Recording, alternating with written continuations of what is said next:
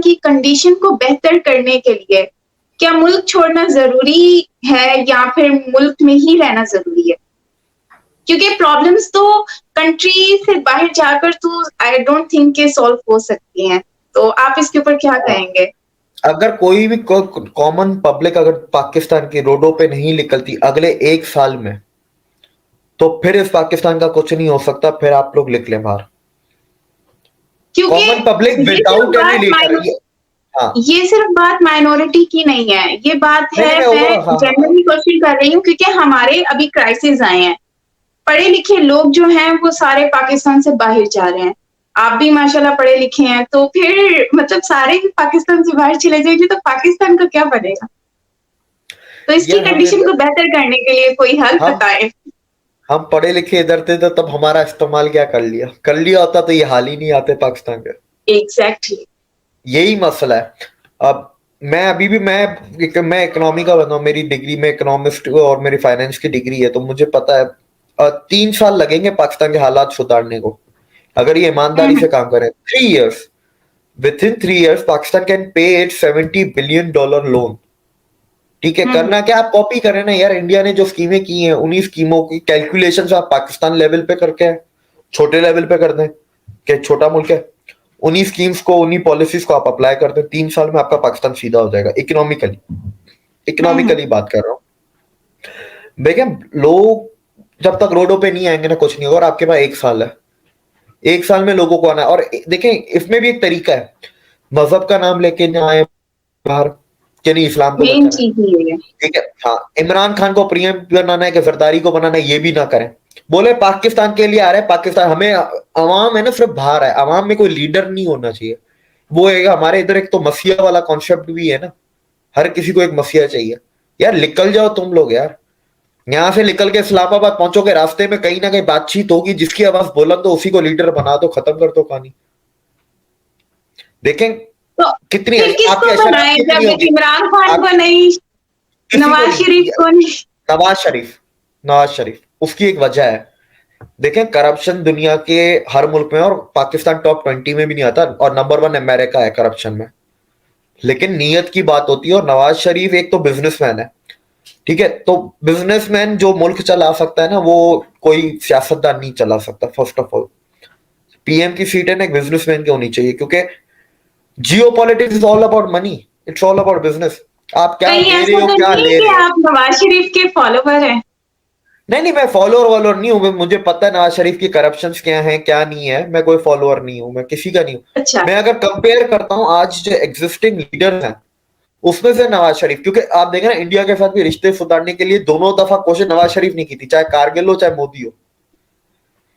And he has always been a good administrator. अगर आपको याद हो 1999 के टाइम, कारगिल के टाइम पे पाकिस्तान के ऊपर सैंक्शंस थे। उन सैंक्शंस के टाइम पे पाकिस्तान की इकोनॉमिक परफॉर्मेंस बहुत ज्यादा अच्छी थी कंपैरेटिवली, अगर आप अच्छा, हाँ, दूसरी पहले कंट्रीज में की। 90s में। हाँ, क्योंकि हमने न्यूक्लियर टेस्ट किए थे तो उसकी वजह से पाकिस्तान पे सैंक्शंस लग गए थे। और वो इकोनॉमिकली वो बिजनेसमैन बंदा है, वो बिजनेस से सोचता है इस मुल्क से मैं क्या ले सकता हूँ, इस मुल्क को मैं क्या दे सकता हूँ। बिजनेसमैन बंदा है ना, हमेशा कल निकल जाता है, काम कैसे ना कैसे करके निकाल। अगर मैं सिर्फ इन तीनों को कंपेयर कर रहा हूँ, जरदारी को, नवाज शरीफ को, इमरान खान को, अगर इन तीनों के अलावा कोई आता है वो तो फिर सोने पे सुहागा है, कोई नया ही आए तो ज्यादा बेहतर है। मुझे ठीक है, बना वो दे, मुझे नहीं। बना दे, मुझे बना दे। उसके लिए फिर भुट्टो की बेटी होना पड़ेगा। नहीं, मुझे भुट्टो नहीं। यार इधर यही है वाकई ना, में अगर भुट्टो की बेटी या शरीफ की बेटी, कोई एक तो होना ही पड़ेगा। ये बात सच है, लेकिन वैसे तो आ नहीं सकते। लेकिन अगर मैं आती तो सबसे पहले मैं माइनॉरिटीज के लिए काम करती, टू बी ऑनेस्टली। मैं आज आज भी आपको बता दूं, देखें रेडिकलाइजेशन, ये देखें ये लंबा प्रोसेस है माइनॉरिटी वाला ना, 10-12 साल का है। लेकिन आप इमीडिएट इफेक्ट कैसे ला सकते हैं माइनॉरिटी की हालात चेंज करने के? जो एग्जिस्टिंग लॉ एंड ऑर्डर है जो आज है, वो यार उसी को 100% लागू कर दो। ये उसी को ही लागू नहीं कर रहे, आप उसको लागू करो, 50% चेंज आपको दिख जाएगा 1 से 1.5 साल के अंदर। जो आज है, कोई नया लॉ बनाने की जरूरत नहीं है, कोई नया बिल पास करना, एक्ट पास करना, देखिए वो 10-12 साल का है। प्रोसेस। इमीडिएटली अगर आप लॉ एंड ऑर्डर ही सुधार देना, कानून को लागू करें 100% जो आज है, 50% आपके मसले साल के अंदर खत्म हो जाएंगे माइनॉरिटीज के। एग्जैक्टली। अब मुझे लगता है कि हमें मेन अपनी एक तो सोच को चेंज करना पड़ेगा, अपने बुक्स को चेंज करना पड़ेगा माइनॉरिटीज के लिए, और दूसरा उनके राइट्स के लिए उनको एजुकेशन, जो स्पेशली विलेज साइड में लोग रहते हैं, उनमें अवेयरनेस वगैरह लाने की बहुत जरूरत है, एजुकेशन के हिसाब से उनको प्रोवाइड करने की बहुत जरूरत है, वो सारी फैसिलिटीज, हाँ, ताकि वो अवेल कर सके। अच्छा, तो मैं अब आगे क्वेश्चन करती हूँ। पाकिस्तान के वैसे तो बहुत सारे यूट्यूब चैनल्स हैं, मैंने देखे हैं, इंटरव्यूज करते हैं डिफरेंट लोगों के, जिसमें इकोनॉमी के ऊपर बात की जाती है या माइनॉरिटीज के ऊपर बात की जाती है। लेकिन मैं यहाँ पर बात करना चाहूंगी कि हमें क्या स्टेप लेना चाहिए जिससे जो है हम आगे बढ़ सकें और इस सिचुएशन को हम कंट्रोल कर सकें, मतलब इसको सुधार सकें। तो इसके ऊपर मुझे लगता है कि हमारा सबसे इम्पोर्टेंट क्वेश्चन यही हो सकता है आज का। माइनॉरिटी की सिचुएशन को कंट्रोल करना कि इकोनॉमी की? वैसे तो लोग इकोनॉमी के ऊपर और माइनॉरिटी के ऊपर बात करते हैं कि ये है वो है, लेकिन ये नहीं बात करते कि इसको हल कैसे किया जाए। तो मेरा क्वेश्चन ये है कि इसको हल कैसे किया जाए। देखिए, माइनॉरिटी का तो मैंने आपको बता दिया, आप लॉ एंड ऑर्डर डालें, 1 साल के अंदर 50% चेंज आपको नजर आ जाएगा। देखिए, फिर उसके बाद और भी चीजें हैं, एजुकेशन सिस्टम है, उसके अंदर जैसे हेट स्पीच या रिलीजियस जैसे तंजीमें जो माइनॉरिटीज के खिलाफ काम करते हैं उनको बैन करना, गिरफ्तारियां, वो एक लंबा प्रोसेस है। आप सिर्फ लॉ एंड ऑर्डर ही लागू कर दें, 50% आपका 1 साल के अंदर आपको डिफरेंस नजर आ जाएगा। दूसरी, अगर आप इकोनॉमी की बात करें, 1 साल है, अगर 1 साल में अगर आप लोग पॉलिसीज इंप्लीमेंट करना शुरू नहीं करते राइट डायरेक्शन में, right policies which are needed at this time, तो फिर आप भूल जाएंगे पाकिस्तान का कुछ हो सकता है। ये, और आपके पास 1 साल है और एक पॉलिसी इस नहीं एक है। साल में कुछ ना किया तो मतलब कुछ नहीं हो सकता। ये प्रोसेस जो है ना, अगर आज शुरू करते हैं तो 3 साल लगेंगे, और इसमें एक पॉलिसी नहीं, इसमें कम से कम भी 6 से 7 पॉलिसी चेंजेस आपको करनी पड़ेंगी, वन आफ्टर अनदर। 6 से 7 पॉलिसियां लाएंगे ओवर द पीरियड ऑफ 3 साल, तो 3 साल के बाद पाकिस्तान की इकोनॉमी स्टेबल हो जाएगी और ग्रो करने लगेगी at a much higher economic growth rate. लेकिन शुरू करेंगे तो होगा ना, वो 3 साल बाद होगा ना, तो आज शुरू करेंगे तो होगा। और 1 साल है, 1 साल में नहीं किया तो फिर खत्म है। तो वैसे तो हमारे पाकिस्तान, मतलब सिंध साइड पे आप जानते हैं कि कितने सारे हिंदू हैं, और आप थरपारकर देख लें, उमरकोट देख लें, मिट्टी देख लें, और भी हैदराबाद में भी काफी मेजोरिटी है। तो आई थिंक ये वो मेजोरिटी एरियाज हैं जहाँ पर हिंदू ज्यादा रहते हैं। तो हमें मतलब मेरे ख्याल से वहां पर कोई पॉलिटिकल लीडर होना चाहिए जो इस पर हिंदू माइनॉरिटीज जो है स्पेशली उनके लिए आवाज उठा सके या उनके लिए कोई राय दे सके। तो उसके ऊपर क्या कहेंगे? इसके ऊपर मैं सिर्फ एक ही चीज बोलूंगा कि अभी हफ्ता या 8 दिन पहले एक वीडियो वायरल हुई थी धनेश कुमार सेनेटर की। एग्जैक्टली, वो मैंने देखी थी। फोर्सफुली कन्वर्शन के ऊपर बात कर रहे थे वो शायद। नहीं, उसके अलावा उन्होंने एक लाइन बोली थी कि ये लोग, मैं इनके पास अपने मसले लेके जाता हूं तो ये बोलते हैं तो मुसलमान हो जाओ। जब ये सेनेटर को ही नहीं बख्शते, सेनेट में एक सेनेटर लेवल का बंदा, तो ये आम बंदों को क्या कर, वो भी लीडर ही है ना, और वो उधर हिंदुओं की बात ही कर रहा है, वो माइनॉरिटी कमीशन का शायद कोई मेंबर वगैरह भी है। बोला हम जब भी माइनॉरिटी के इश्यूज लेके जाते हैं आगे, जो जो भी हायर अथॉरिटी होती है, जो भी होती है पॉलिटिक्स में, वो बोलते हैं तुम मुसलमान हो जाओ ना, मसले खत्म हो जाएंगे। तो ये उधर सेनेटर को तो दावत देना बंद करें, तो फिर हम कुछ नीचे लोगों की बात करें। ये सेनेटर को नहीं बकता। अब सेनेटर क्या, senator is much powerful than normal member of assembly, national exactly, assembly. Normal common person से तो ज्यादा वही होते हैं, पॉलिटिक्स से रिलेटेड उनका सारे लिंक्स होते हैं, तो जाहिर सी बात है उनसे ज्यादा तो मुझे नहीं लगता कि फिर कोई माइनॉरिटी में स्ट्रांग हो सकता है।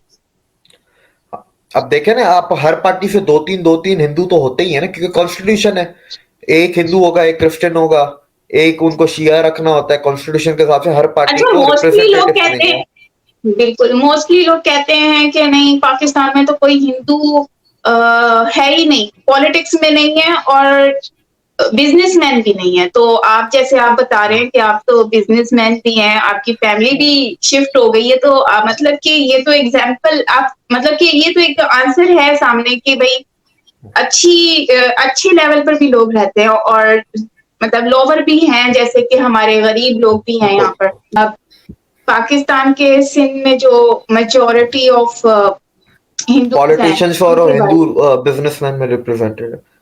देखिए पाकिस्तान में पॉलिटिशियंस तो मजबूरी है तो आ जाते हैं, ठीक है, वो इशू नहीं है इतना। पॉलिटिशियंस तो हैं, हर पार्टी में दो तीन हैं जो मेजर पार्टीज हम्म, हैं आपकी पाकिस्तान में।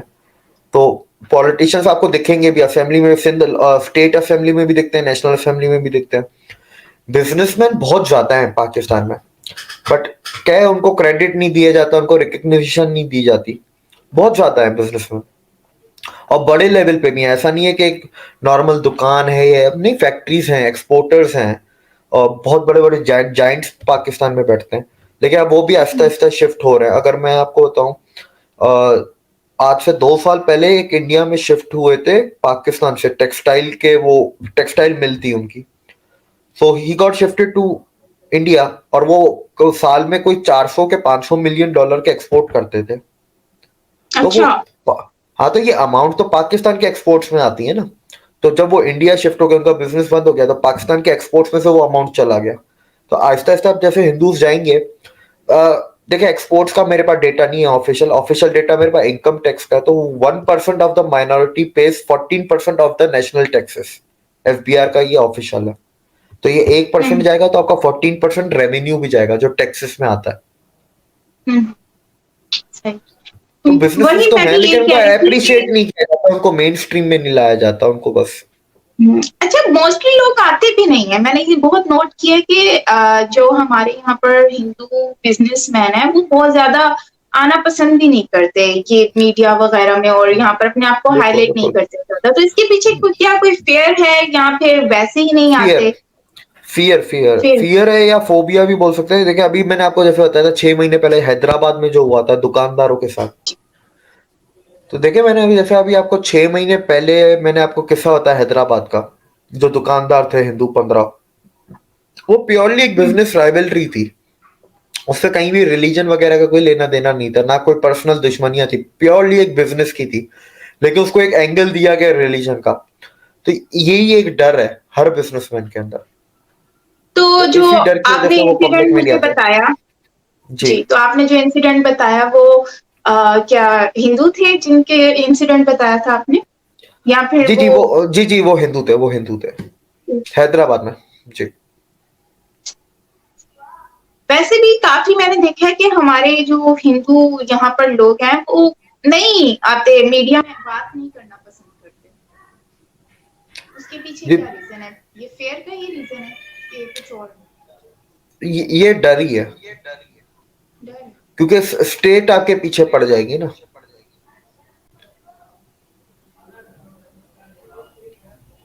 वैसे राइट तो होता है सबको बात करने का, तो इसमें डर तो नहीं होना चाहिए, या फिर पाकिस्तान में मेजोरिटी के पास राइट नहीं है, आप माइनॉरिटी के राइट्स की, फ्रीडम की बात कर रही हैं।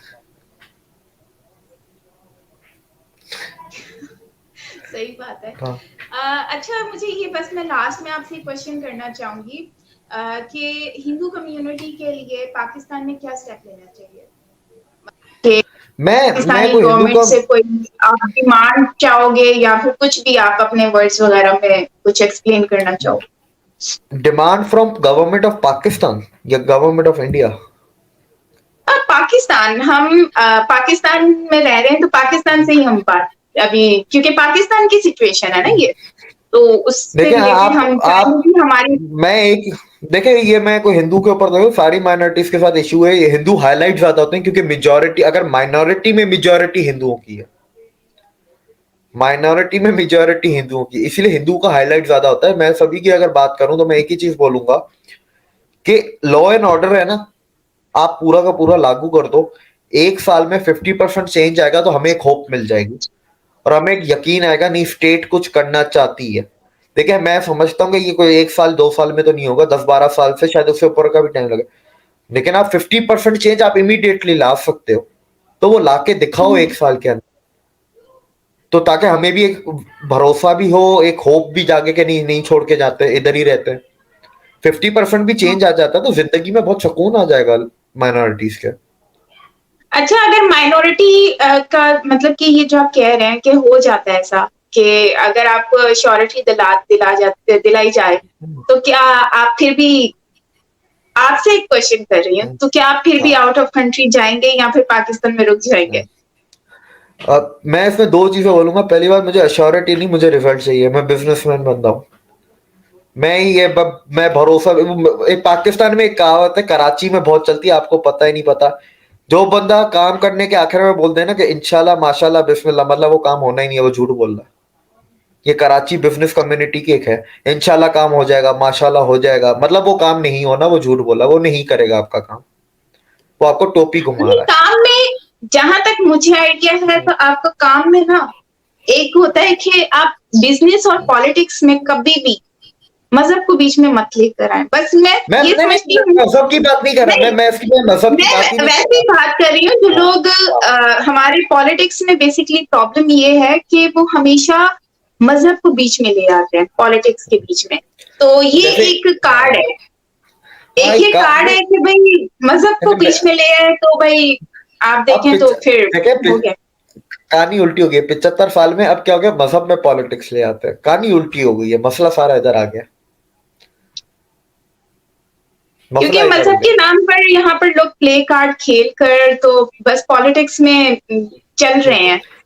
मैंने आपको बताया ना, सपोर्ट हजारों का सपोर्ट मिल जाएगा आपको। कोई गलत काम के लिए ऐसे कोई सपोर्ट नहीं करेगा, लेकिन आप मज़हब का नाम डाल दें तो उसी गलत काम के लिए फिर आपको हजारों लोग सपोर्ट कर देना शुरू कर देंगे। हाँ, जैसा कि वो इंसिडेंट का भी आपने मुझे बताया। हाँ, तो ये वही कहानी है।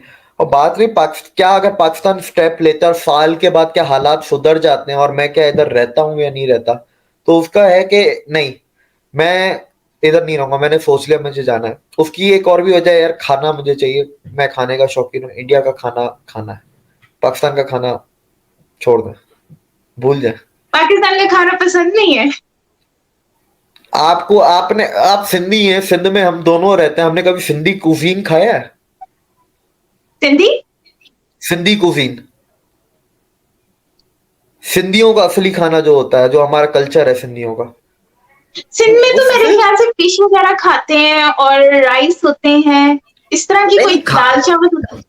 देखिए, रेसिपीज होती है ना, वो रेसिपीज ही गायब कर दी ना। लेकिन वो रेसिपीज इंडिया में मिल रही हैं, सिंध की। लेकिन सिंध में हम बैठे हुए, हमें सिंध में बैठ के हमें वो सिंध की रेसिपीज नहीं मिल रही।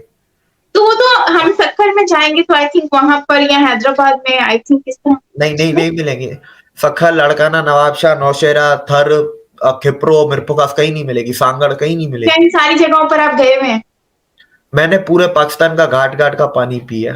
ओह माय गॉड, मुझे मतलब मैं तो इन जगहों पर नहीं गई, मैं सिर्फ हैदराबाद गई हूँ और अभी मेरा इरादा है लाड़काना साइड जाने का, मस्जिद वगैरह विजिट करना है मुझे। मैं वेरी बलूचिस्तान के नाइस। पंजाब सारा ट्रेवल किया है। मेरा फर्स्ट हैंड एक्सपीरियंस है, तो इसीलिए मैं ये सारी चीजें मैं आपको बता रहा हूँ। मैंने मतलब पंजाबियों के साथ भी मेरा फर्स्ट हैंड एक्सपीरियंस है, मेरा बलोचों के साथ भी फर्स्ट हैंड एक्सपीरियंस है। फिर एक बलूचिस्तान में जो कोई पठान है ना कोयटा के, वो अलग है। जो केपी के का पठान है वो अलग है। उन दोनों की पश्तों में भी बहुत फर्क है। तो जब तक हाँ, आप वो पाकिस्तान को एरिया ट्रेवल वाइज नहीं होता है करेंगे, ना।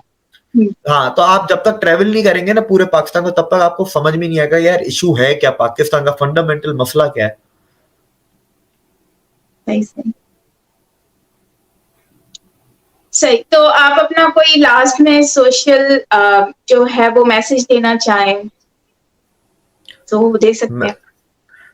मैं पाकिस्तानी गवर्नमेंट को सिर्फ इतना ही बोलना चाहूंगा कि करके दिखाओ तो रुक जाएंगे। एक साल में, एक साल बहुत बड़ा टाइम। हमारा प्रोसीजर बाहर जाने में ही 1.5-2 साल लग जाते हैं हम वाइंड अप करने करने में। तो आप अगर एक साल में रिजल्ट जब आ सकता है तो करके दिखा दो, ठीक है, तो हम भी रुक जाएंगे। हमें को कौन सा मसला है। हमारे लिए भी तो और एक ज्यादा डिफिकल्टीज होती है एक मुल्क को छोड़ के नए मुल्क में जाके सेटअप करना, चाहे नौकरी करने जा रहे हो, चाहे बिजनेस करने जा रहे हो, चाहे किसी भी काम के लिए जाओ। तो कोई भी अपने उस जगह को छोड़ के नहीं जाना चाहता जहां पर उसकी 3-3 4-4 पुश्तें रही हो, पैदा हुई हो, वहां पर पला बड़ा हो। दूसरा, जो जितने भी व्यूअर्स है, चाहे इंडिया के हैं चाहे पाकिस्तान के, मैं उनको एक ही चीज बोलना चाहूंगा, जो भी चीज आप पढ़ते हैं उसको कम से कम भी 6 जगह से क्रॉस चेक करें। डबल क्रॉस चेक नहीं, 6 जगह से क्रॉस चेक करें। तब जाके ना वो प्रोपागेंडा टूटता है, तब जाके आपको पता चलता है यार ये सच था कि झूठ था। सही क्योंकि बात। अब इंटरनेट पे झूठ लिखने वाले भी ऐसे हो गए ना कि आप डबल क्रॉस चेक करने जाएंगे तो शायद दोनों ही आपको झूठ ही मिले। 6 जगहों से करोगे तो शायद कोई से आपको सच पता चल जाए। झूठ लिखने वाले भी इतने बहुत हैं। एक्चुअली प्रॉब्लम यहाँ पर ये है कि हमारे सोशल मीडिया पर व्यूज के लिए मेन चीज है आजकल व्यूज। बस व्यूज लेने के लिए लोग बस कुछ भी लिख देते हैं, कुछ भी। तो इसीलिए उसको चेक करना बहुत ही जरूरी है, बहुत ज्यादा। मुझे तो ऐसा लेकिन लगता है। जो क्रेडिबल नाम है ना, जो क्रेडिबल नेम्स है वो भी लिखते हैं ना, तो उसको भी आप कम से कम 6 जगह से वेरीफाई करेंगे। पाकिस्तान में क्रेडिबल नेम्स को भी स्क्रूटनी होती है, क्योंकि यहाँ पर कोई आजादी नहीं है। हम्म, तो क्या जो आजादी नहीं है। क्रेडिबल चाहे बहुत बड़ा नाम है, तो अगर क्या बोल जो लिख रहा है वो सच है कि झूठ है, वो भी आप कंफर्म करें। प्रोपागेंडा अपने आप टूट जाएगा। ये जो कहते हैं ना साजिश है, साजिश है ऐसे ही तो हम्म, टूटती हैं। और कैसे टूटती हैं? टीवी पे साजिश साजिश बोलने से थोड़ा कुछ साजिश टूट जाएगी। ऐसे ही टूट जाएगी। एक नॉर्मल इंसान अपनी साजिश खुद तोड़ सकता है पढ़ के ऑनलाइन। हम्म, चले जी। आप वैसे लास्ट में मैं आपसे यही पूछूंगी कि आप पता नहीं पूछना चाहिए कि नहीं पूछना चाहिए, वैसे आप जैन हैं या फिर आप मतलब गुजराती हैं? कौन सी ट्राइब से बिलोंग करते हैं? नहीं नहीं, मैं एथनिकली तो सिंधी हूँ। सिंधी। तो हाँ, अगर लैंग्वेज वाइज जाएंगे तो सिंधी हूँ, और अगर आप रिलीजियस वाइज जाएंगे तो महेश्वरी हूँ। मतलब महेश्वरी, ओके। महेश्वरी, हाँ। अच्छा, वैसे जैन भी है क्या पाकिस्तान में? कभी इंटरेक्शन हुआ है आपका? जैन नहीं है। जैन चले गए थे, 55-60 तक थे, उसके बाद चले गए। हम्म, पहले शुरू के 10-15 सालों में कराची में ही बहुत थे, वो चले गए सारे इंडिया। अच्छा अच्छा। मैंने थैर में जाकर काफी ढूंढा लेकिन मुझे मिले नहीं।